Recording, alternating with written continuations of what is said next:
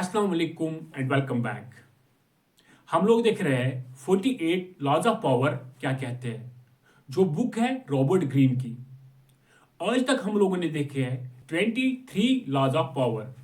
आज हम लोग देखेंगे लॉ नंबर 24 क्या कहता है। लॉ नंबर 24 कहता है प्ले द परफेक्ट कोटियर। अगर आप पावर गेन करना चाहते हो, पावर गेन करने के लिए आपको एक परफेक्ट कोटर बनना पड़ेगा। कोटर कौन हुआ करते थे? कोटर बादशाहों के दरबार में सलाहकार हुआ करते थे, जो बादशाहों के एडवाइजर थे या जो बादशाहों के कंपेनियंस थे, उन्हीं को कोटर कहा जाता है। लेकिन कोटर होना कोई आसान बात नहीं हुआ करती थी।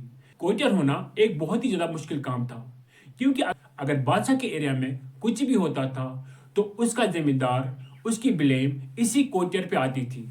इसलिए यह कोई आसान काम नहीं था। यह ऐसा ही काम था जैसे कि एक टाइट रस्सी के ऊपर चलना है। इसलिए कोटियर्स फिर गेम खेलते थे।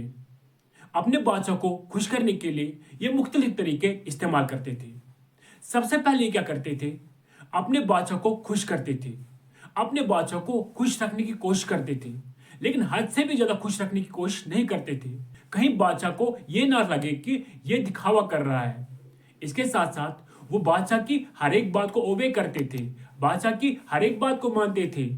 लेकिन दूसरे साइड से जो बाकी कोटियर्स हुआ करते थे, जो बाकी सलाहकार हुआ करते थे बादशाह के दरबार में, उनसे खुद को डिस्टिंग्विश करने की कोशिश करते थे, उनसे खुद को मुख्तलिफ दिखाने की कोशिश करते थे।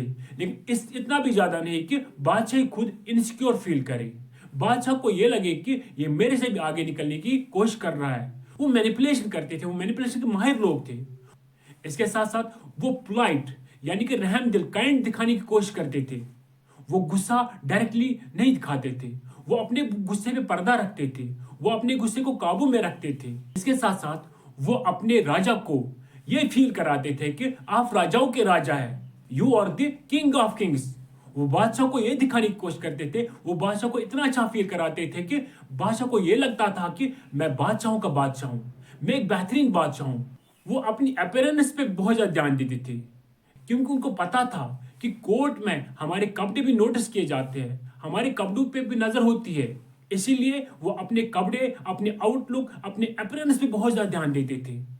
वो मैजिशियंस ऑफ अपीयरेंस थे। इसके साथ साथ वो बहुत कम बातें करते थे। जब भी कोई बात करते थे वो इस तरीके से करते थे कि बादशाह एकदम उनकी बात मानते थे। वो मैग्नेट ऑफ प्लेजर थे, यानी कि लोग उनके इर्द गिर्द बैठना पसंद करते थे, क्योंकि उनको पता था कि कैसे लोगों को खुश किया जाता है, कैसे लोग खुश हो जाते हैं, कैसे इनके साथ बिहेव करना है। वो वैसे उनके साथ बिहेव करते थे। वो बादशाहों के फेवरेट हुआ करते थे और इस तरह से उन्हें बादशाहों की तरफ से पावर मिलता था। फिर वही पावर वो दूसरे लोगों पे इस्तेमाल करते थे।